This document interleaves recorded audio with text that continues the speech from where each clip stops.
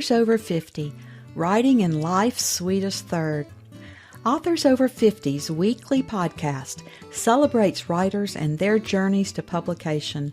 Writing after 50 is a whole story on its own, so let's skip to life's sweetest third and talk with authors about their journey from pen to publish.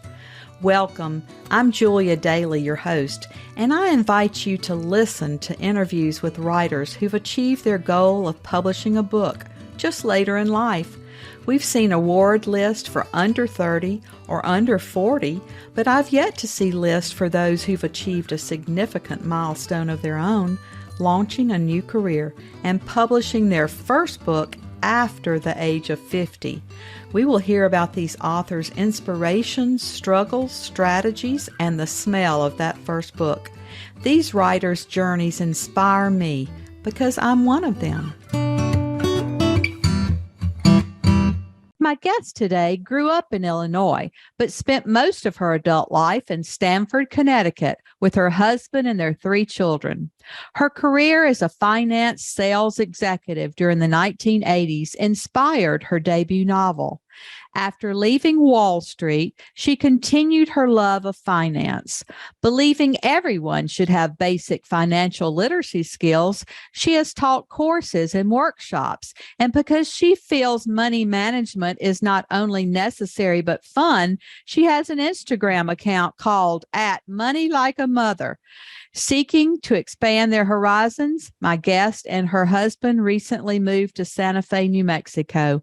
Welcome to Authors Over 50, Diane Cohen Schneider. Great. Thank you so much for having me. Diane, our opening question is always, so what took you so long to write a book? If I had known it would be this much fun, I think I would have done this earlier. But the truth is, I never really expected to be an author. As a kid, I was a voracious reader. My mother was a librarian, and I, wasn't one of those people that wrote short stories. I do have some bad poetry from college, but hopefully that remains in the drawer somewhere. But my first love, as you mentioned, was finance. And I went on and got an economics degree and an MBA, and I worked on Wall Street. And I did notice that something was going on there that maybe would make a good book someday. So I took notes during meetings when things got kind of boring about who, was sitting around me and some of the more colorful language that the traders used. But when I retired, I just put those notes in a box, and I went ahead and I raised my 3 kids and did a lot of volunteer work and kind of didn't really focus on writing until around 2007, The Wolf of Wall Street came out. And all of a sudden, everyone was super interested in what happened in the 1980s. And I thought, gee, I was there. And frankly, my experience was not like that. So that's at the moment when I decided to pull out all those old notes and maybe start writing. The problem is that I had never even taken a creative writing course. So I had to start by teaching myself all about character arc and point of view and all of that stuff. And so that's why it took me so long to get to this day. Well, I too believe our children and grandchildren are not being taught the basics of money management, and they certainly don't consider it fun. What do you advise, and how do you teach financial literacy skills?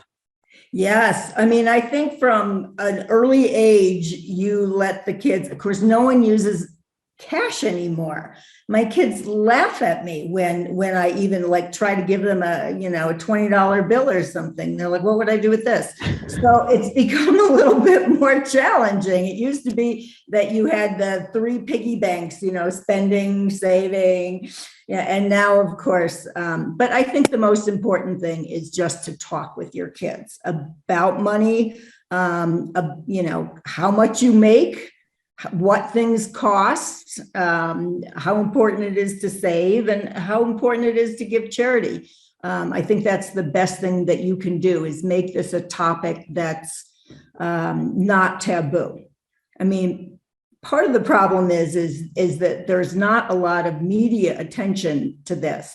I'm sure if I asked you right now, you could recite the Miranda warning for me. You have the right to remain silent. Like, you know it, you've heard it 1,000 times on TV. No one's alibi is ever, oh, I was down at the bank raising the rates on my CDs by 50 basis points. So it's just not a language that people are really comfortable with. But someday, we hope. Well, you said you were inspired back in 2007. How long did it take you to write the book? I think I had my first draft literally 5 years. I mean, it was a long process. The process speeded up considerably when I started taking classes and workshops. And I formed a writing group with some of the fellow students so that we could critique each other's work and offer support. But I did try the agent route once I had a completed manuscript, and that was very frustrating. I guess the overall feeling was that because they'd never had a fiction book about a woman in finance, that there probably shouldn't be a fiction book about women in finance. Someone did suggest that they loved my characters. Could she have a different job?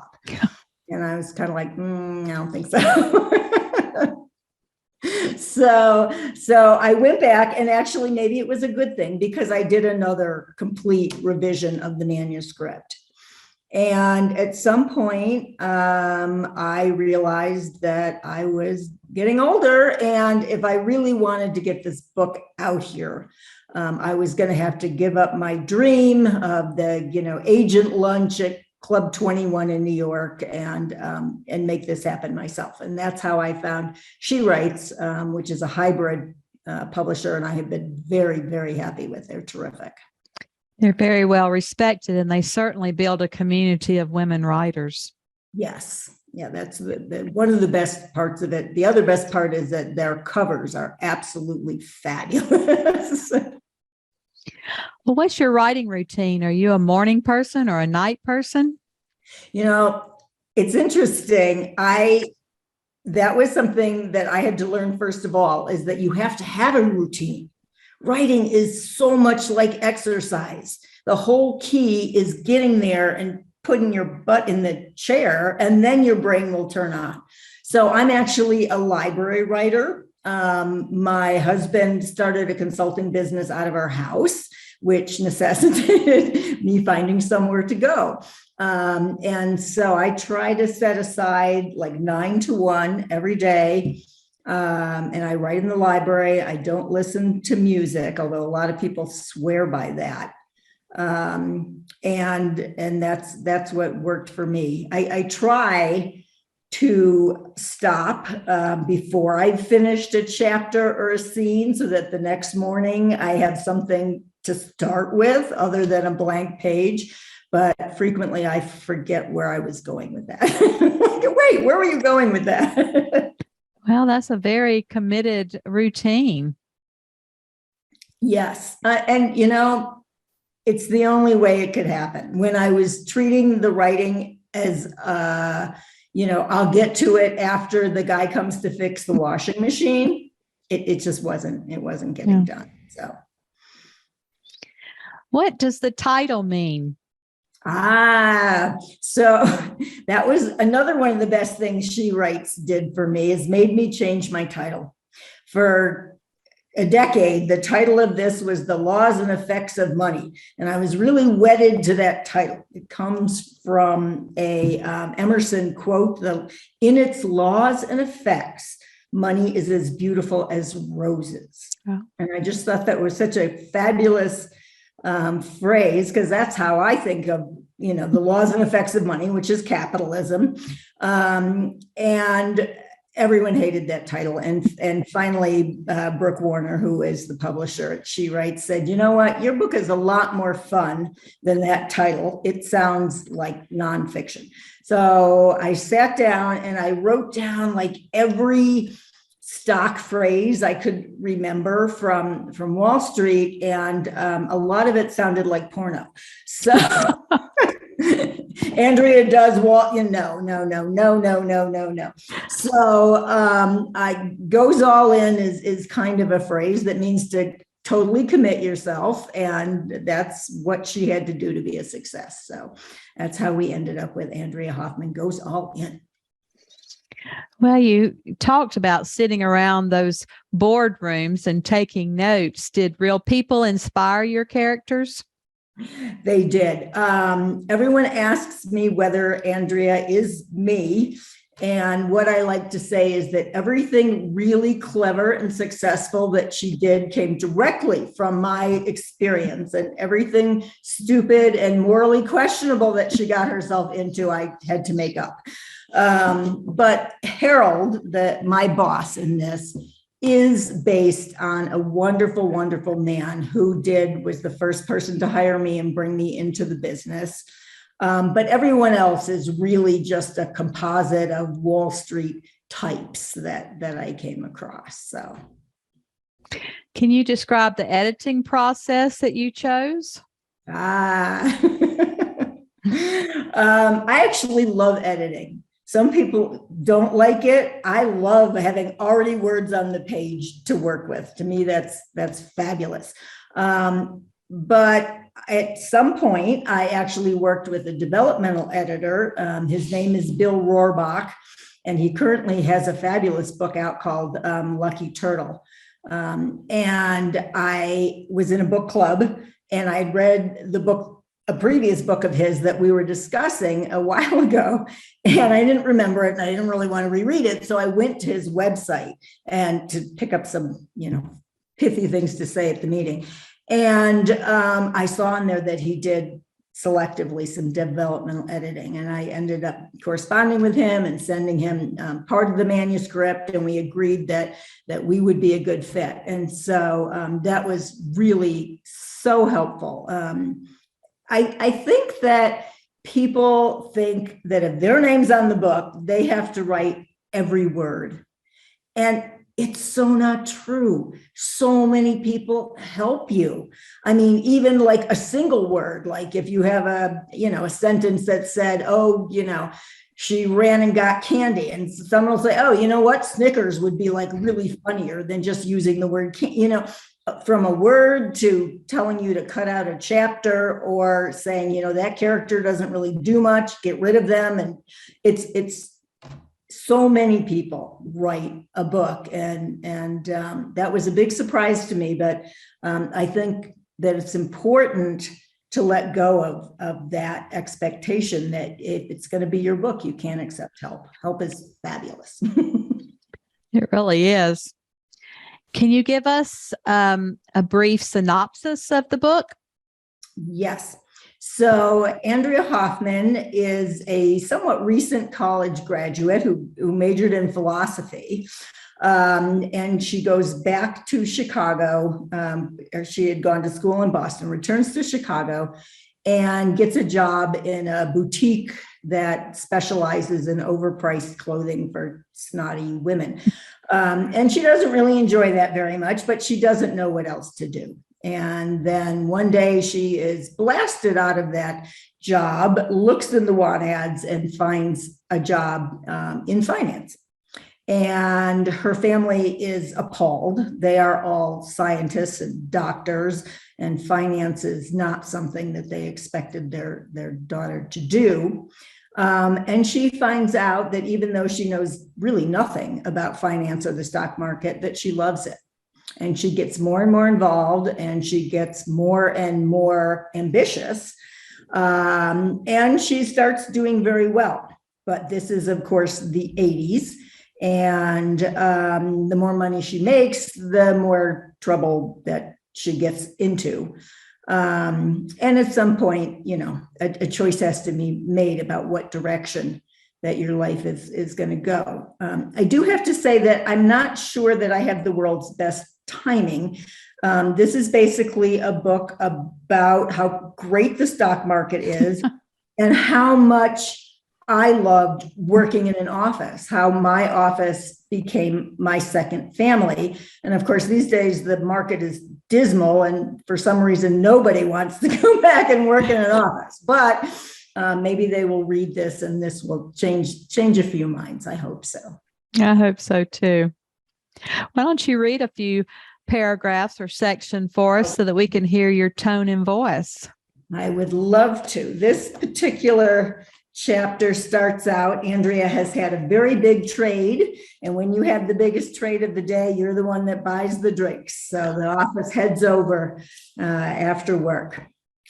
Halfway between the swank offices on LaSalle Street and the huge commuter train station along Canal is a dark, cramped tavern called the Cohasset Inn. Smelling like the floors hadn't had a good cleaning since World War II, the inn has been serving watery cocktails, sour wine, and warm beers for over 50 years. They only employ waitresses who are busty, dog-faced, and cranky. They only hire bartenders who are Irish. The bathrooms are poorly lit, which is probably a blessing. In winter, the toilet seats are cold as bus stop benches. Certainly, there are nicer bars in Chicago. Hell, there are nicer bars on the same block. Restaurants that have a happy hour and serve complimentary mini meatballs, egg rolls, and cocktail weenies. Saloons that always put a napkin under your beverage and give you a clean glass with your bottle of beer. And in all those other drinking establishments, it's better than even money. You'll find a roll of toilet paper in every stall. Sometimes we do go to those places, but mostly we feel at home at the Co. That's so descriptive. That actually, the Cohasset was a real place in Chicago. It no longer exists, but it had a specialty. They produced their own liqueur, which was red and sweet as Kool-Aid, but it was a big hit with the tourists. How did you choose your point of view? Did you have first person or third person? Did you go back and forth? Yeah, I did try a little bit to write in third person, but I wanted people to really feel that they were right there then. So I went with first person, present tense.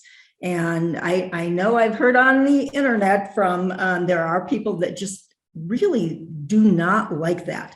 But I happen to think that it worked well for this book. Maybe I won't write in that for my next book, but for this one, it was perfect. Oh, I think it's very popular these days to write in first person. What did you edit out of your book? I'm always interested to know what hit the cutting room floor. Ooh, there was a lot. As a matter of fact, there was a whole, she had, one of the characters had a sister that became a very good friend of hers, and she had to go. Sorry. And also I had a section that I totally loved where Andrea traveled to Indianapolis because travel was a part of her job. And she got to meet clients and you got to see more of that. And people said, nah, you never talked about travel before. This whole chapter has to go. So yeah, there was a lot that got cut for sure. It's painful. It's very painful to see all of those words on those pages. And I always just cut mine and put them in another file and hope one day I'll be able to use some of them. Yes, absolutely. I know you lived this life, but did you have to do any research before you began writing or as you went along? I did a little, only because I wanted to remember stuff about the market that probably no one but me would care about, what the market was doing that year and which stocks were hot and that kind of thing. And for me, it was super fun. A lot of people ask me what's different now than it was in the 80s. And when I was working, the market would trade 10 million shares a day. Now the smallest stocks can trade 10 million shares, in an hour. So that's really an incredible difference. Plus the fact that, people smoked in the office. People can't get over that. You just lost it. And on airplanes. Do you remember that? Yes. When we had the forest fires here in New Mexico, I think we'd have the windows open at night and the smoke would roll in, and I'd think, oh my God, I'm back on a plane in the smoking section. Crazy. What do you think was the best money you've ever spent as a writer?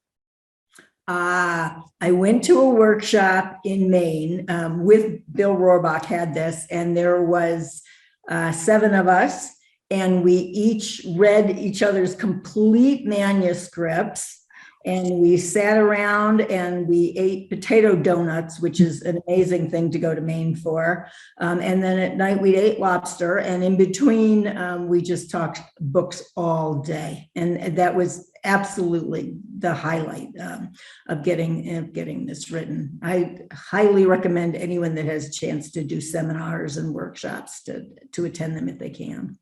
Well, that sounds like a great one. You'll need to email me that information. What could be better than donuts and lobster? Exactly. And talking about books all day long. Do you have any unpublished or half-finished books in you? I do. And I'm anxious actually to get back to it now. I've had some new ideas about when you have to do the marketing for a book. They ask you all sorts of questions about who your reader is and what your themes are. And I thought, boy, if I would have filled this out before I wrote the book, it would make it a lot easier. So I think I'll look at that form, and I'll start from there to finish this other book that I've been working on. It needs updating because, of course, the world has changed. Is it about the financial world as well? No, actually, it's not really about finance. So I hope people aren't disappointed by that. Mine are totally opposite. So I think, you can write whatever you want, especially if it's fiction. Good. I'm happy to hear that. Does your family support your career as a writer, and how do they feel about you delving into your former career? Well, that's actually an interesting story because my husband is in the business. I met him in the business, although he's not at all in the book. He was happy to see, but to some extent, the children are a reason why I wrote the book. I was sitting around one night many years ago, and I think it was Bill Clinton was giving a speech on the TV, and they panned the audience, and there was his mom, and she was just beaming and smiling. And I thought, wow, how great would that be to be sitting there and watching your kids be so honored? And then a little voice in my head said, me first. Let them sit and see me do something that they can be proud of. And I really think that that's the best way. You can give them advice till you turn blue, but I think that if you show them an example, then they relate to that. So I really wanted to get this book out there to be an example to them that you can do whatever you want, no matter how old you are. Well, that's my message to my children and grandchildren as well. I can reinvent myself as many times as I want and have as many careers as I want, even in what I call life's sweetest third. So I think we're leaving a legacy for our kids. And I was so pleased this summer when one of my granddaughters was required to read a book for school, and she chose my book to read. And she said, how many grandchildren can say that their grandmother wrote a book? Yeah, that's really awesome. I'd like that to be my next career is grandmother. Are you listening, children? Yes. It's the best thing ever. We should have started with the grandchildren. That's right. Diane, our last interview question is always, our writers over 50 are a unique set. Do you have advice for writers 50 and above? Well, I do actually. And I think one of the advantages to starting late in life is that I've learned a very important skill, and that's to say no. And to say, no, I can't go to lunch with you today. No, I can't take on that volunteer project. If you're going to finish your book, you really have to learn to say no to all those other distractions, because people don't, some people do, but a lot of people do not understand that when you're writing, you're working. That's the truth. And the other thing is what I mentioned a little earlier, which is that find a support group, accept help, search out mentors, attend seminars. It's also the most fun part of writing is the really terrific friends that I've made and experiences that I've had. So that's my advice. Well, it's great advice, and we thank you so much for your expertise today and giving us a glimpse back into the 80s and the financial district. We're so excited to read your book and to look for more to come. And now we're excited to say you're one of our authors over 50. Thank you so much for having me. I really enjoyed this conversation. Thank you for joining us today. Please look for Authors Over 50 every Thursday when we will have conversations with accomplished debut novelists over the age of 50. Please subscribe and share with a friend. And check out my own publication journey after 50 at www.juliadaily, that's D-A-I-L-Y, like dailynewspaper.com.